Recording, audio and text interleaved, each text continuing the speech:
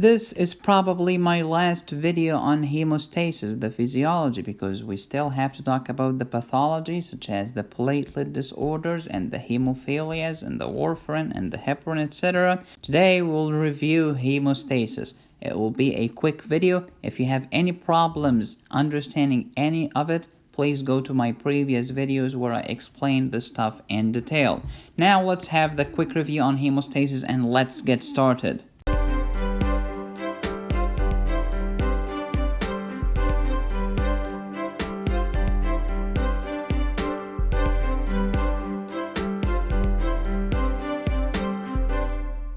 What is hemostasis? Stopping the blood loss. And it has many steps: vasoconstriction, then primary hemostasis by platelets, and secondary hemostasis by the coagulation factor, then fibrinolysis to destroy the clot and restore the function. Here's the story: you injure yourself because you're stupid, and then vasoconstriction occurs. Temporary platelet plug, this is primary hemostasis, depending on the type of the trauma. If it's small, we're done. Thank you so much. Thanks for the temporary platelet plug. Fine, we are sufficient. But if it's larger, we need something more. We need the coagulation cascade or the secondary hemostasis to lay down the fibrin meshwork, trapping the red blood cells. Then the clot will contract, producing serum, then fibrinolysis to dissolve the clot and restore the blood flow. Then let's regenerate the tissue and everything is back to normal. Amazing. Here is the vasoconstriction. After the injury, the tissue is injured and it will exert back pressure on the blood coming forward, which will decrease the speed of the blood. Then the muscles in the surrounding tissue will contract. Then the vessel itself will contract. This is a local myogenic spasm with the help of local autocoid factors such as thromboxane A2 and some nervous reflexes secondary to pain. So the vasoconstriction itself is a local myogenic spasm. Why do we need the pain? Because the pain is going to be sent to your CNS in order for you to remember this and learn from your mistakes and don't do this again, okay? Don't do it again, like mama tells you. Vasoconstriction, what are the pro-constriction substances? Serotonin, thromboxane A2, epinephrine, and fibrin peptide B. So when you are running from a tiger in the forest and you hit your finger and you bleed a little, you're not gonna feel the bleeding because epinephrine is a powerful pro-constrictor. Your vessel will constrict to the point of occlusion and you're not going to bleed. After you ran away from the tiger and you're safe, now we realize, oh, I'm bleeding from my finger. How come I didn't notice this? Because epinephrine occluded your vessel, baby. And also epinephrine switched all of the blood from your finger to your viscera because we care more about your brain and your heart than your stupid finger. That's why it's called fight or flight mechanism. Let's talk about the platelet plug, primary hemostasis. Like the policeman who inspects the gate, that everything is fine and secure, and the engineer who inspects the wall, if everything is normal, everything is fine. Same thing, platelet is inspecting the endothelium. If it's normal, okay, everything is fine. But if the gate is open, if the wall is cracked, if the endothelium is injured and the subendothelial collagen is exposed, baby, we have a trouble. Baby, the platelets are gonna be active. When the platelets notice the injury, they adhere to the tissue, to the subendothelial collagen, especially the von Willebrand factor, and thanks to the GP1B, GP stands for glycoprotein. Then happens platelet activation. Activation by releasing thromboxane A2 and ADP. ADP will express this receptor called GP2B3A, and thromboxane A2 will do three stuffs: increase platelet aggregation, vasoconstriction, and bronchoconstriction. Nice. Then platelet aggregation, this platelet is gonna meet this platelet thanks to GP2B3A on every platelet. Fibrinogen molecule happens to be in the middle. This is primary hemostasis. Secondary hemostasis is converting this fibrinogen into fibrin fibers. The fibrin meshwork is gonna trap the red blood cell. Now we have a stronger thrombus.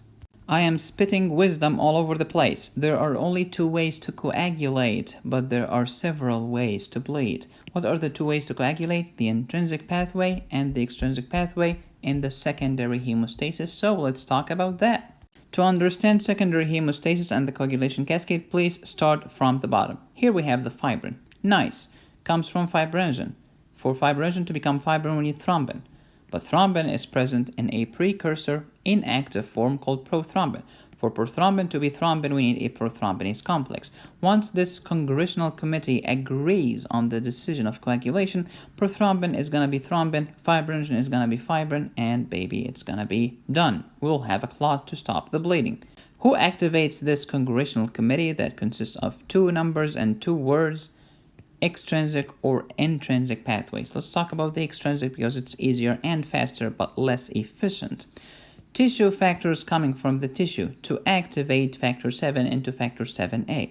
Then the intrinsic. The intrinsic has many steps. Intrinsic to what? To the blood vessel. We need something from within the blood vessel, such as the subendothelial collagen, such as the high molecular weight kininogen. They are within the blood, as well as the plasma kallikrein. They all activate 12 into 12A. Forget about 10 because 10 is here, so skip 10. We have 12, 11, skip 10, 9, and 8. This is the intrinsic pathway. The end result of the intrinsic or the extrinsic pathway is an activation of factor 10, the most important factor, into active form of factor 10. Factor 10 together with 5, calcium and phospholipid, are the congressional committee called prothrombinase complex that will activate prothrombin into thrombin to activate fibrinogen into fibrin to lay the clot.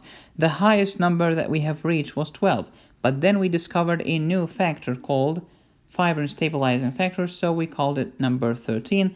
It's important for stabilizing this labile fibrin fibers into stable, strong, nice fibers. The difference between intrinsic and the extrinsic pathway was discussed in a previous video, so please go ahead and watch it because I'm not going to do it again. Now, fibrinolysis. What's the purpose? Now you have a clot. Would you like to have this clot forever? No, it will grow and grow and grow, occlude the vessels till you die. So let's get rid of this clot. Let's dissolve the clot and restore the function. Who will dissolve the clot? A great protein called plasmin. But plasmin is very active, so we put it in an inactive precursor form called plasminogen. In order for plasminogen to become plasmin, we need TPA, which comes from the injured endothelium, not the normal smooth endothelium, no, the injured endothelium, because life is tough, and urokinase. So the story goes like this. Intrinsic and extrinsic pathways, they activate prothrombin into thrombin, activate fibrinogen into fibrin. Now we have the fibrin. This is secondary hemostasis. Now let's get rid of this fibrin. Plasminogen into plasmin thanks to TPA. Plasmin will degrade fibrinogen into fibrinogen degradation products, FDPs, and the stabilized fibrin into D-dimer. Not only this, let's get rid of fibrin and his father, his daddy, fibrinogen, degraded into fibrinogen degradation products. Let's digest factors 5 and 8 because they are procoagulant and we would like to be anticoagulant right now because we are destroying the clot. And let's digest prothrombin and factor 12, the beginning of the intrinsic pathway. What are the regulators, also known as the inhibitors of the process of fibrinolysis? We have 3 things. So here's 1, 2, 3. First thing, let's inhibit those TPA and urokinase. This is called plasminogen activator inhibitor because the plasminogen activator is a fancy term for TPA. Plasminogen activator inhibitor is something that will inhibit the TPA. Nice, and urokinase. Cool. Now we have plasmin. Let's inhibit the plasmin at this stage by alpha-2 antiplasmin. Then 3 is to degrade fibrin into fibrin degradation products. Who is going to inhibit the step? Thrombin activatable fibrinolysis inhibitor. They are fibrinolysis inhibitors of fibrinolysis that are activated by thrombin. So thrombin will activate this compound. This compound is active. This compound is gonna stop the step of plasmin degrading the fibrin.